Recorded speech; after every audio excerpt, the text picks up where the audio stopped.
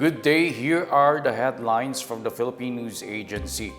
Our top story at this hour, all hope is not lost in the case of Mary Jane Veloso, as President Ferdinand R. Marcos Jr. is hoping she would get clemency from the Indonesian government at the appropriate time.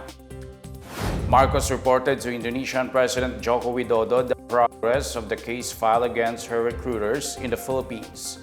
Foreign Affairs Undersecretary Maria Teresa Lazaro said the legal interrogatories required from the Philippine Regional Trial Court on Veloso's case have already been sent to Jakarta for her to answer. Lazaro said this will be part of Veloso's testimony against her illegal recruiters.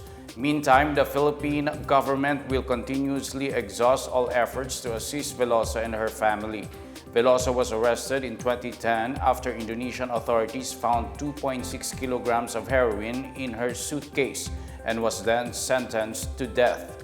She got a temporary reprieve in April 2015 after her recruiters Julius Lacanilaw and Cristina Sergio surrendered to authorities. They are now facing a case of human trafficking and large-scale illegal recruitment case in the Regional Trial Court of Nueva Ecija.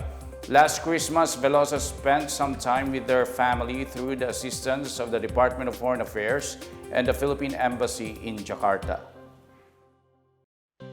Trade Secretary Alfredo Pascual is convincing the Indonesian business sector to collaborate with the Philippines in mineral processing, halal, and creative industries.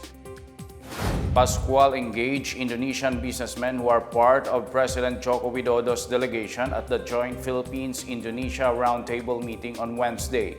He urged Filipino and Indonesian businessmen to explore partnerships in processing nickel and copper, as both countries are rich in these resources and will benefit in developing green technologies. He noted that the halal sector is an untapped potential in enhancing regional connectivity and invigorating trade. Pascual also called on business to forge partnerships in creative industries with the signing of the Memorandum of Understanding on the Creative Economy in 2022. He said they can explore opportunities for collaboration in film, gaming, and animation. Pascual urged Filipino and Indonesian business leaders to seize the opportunity to enhance bilateral trade and investment. He also shared the Department of Trade and Industry's commitment to creating an open and conducive business environment. The Department of Health has started testing water sources in Baguio City following the declaration of an outbreak of acute gastroenteritis. Mayor Benjamin Magalong declared the outbreak on Wednesday as the city's Health Services Office reported a total of 1,602 cases involving 218 establishments and 80 households. The DOH, through the Center of Health Development Cordillera Administrative Region, said it received reports of a total of 308 diarrhea cases from December 21, 2023 to January 7, 2024. 11 of these cases were admitted to hospitals, while no deaths were reported.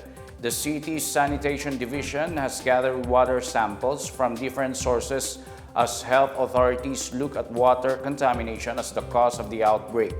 The DOH meanwhile advised residents to use clean water for drinking, eating, cooking, brushing teeth, and washing the hands and face. It advised those suffering from diarrhea to stay hydrated by drinking clean water or drinks with oral rehydration salts and consult a doctor immediately. It also recommended using chlorine-based solutions or tablets to disinfect collected water.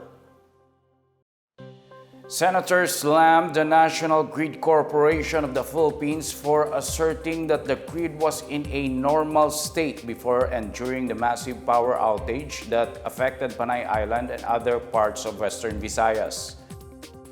During the Senate inquiry, Senator Sherwin Gatchalian cited the claim as misleading, pointing out that the Panay Energy Development Corporation power plant had already tripped, causing an imbalance in the grid. Energy Regulatory Commission Chairperson Mona Lisa Di Malanta also agreed, saying what happened can already be qualified to be in an alert or emergency under the Philippine Grid Code. She also says the frequency of the grid and the voltage requirements, which are only 2 of the 6 parameters to take into account when determining whether the grid is in a normal state, were the main focus of NGCP's claim. However, NGCP's Visayas System Operations Head Clark Agustin maintains that the grid was in normal state before the tripping of their power plant. He adds the system remained stable even when the PEDC power plant had an unplanned outage.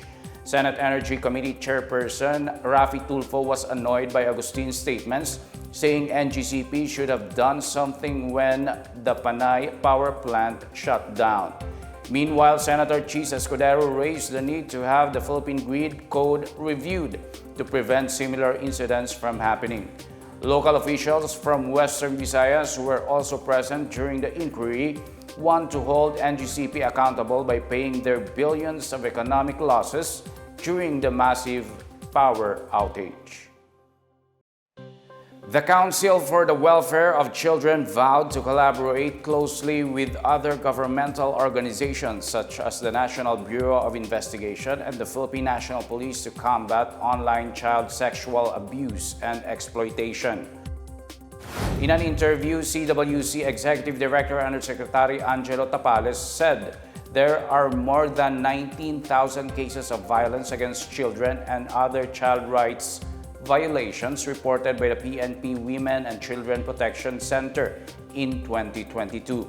As of August 2023, Tapales said the PNP-WCPC has already received 11,287 reports of child abuse, rape, and acts of lasciviousness.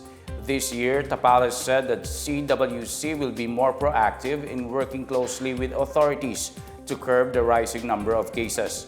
He adds the CWC is also working with the Department of Justice and the Department of Social Welfare and Development, as well as the private sector to curb the growing number of cases against women and children. Tapales also said that CWC is also pushing for the passage of a law that addresses adolescent pregnancy and promotes positive parenting in the country.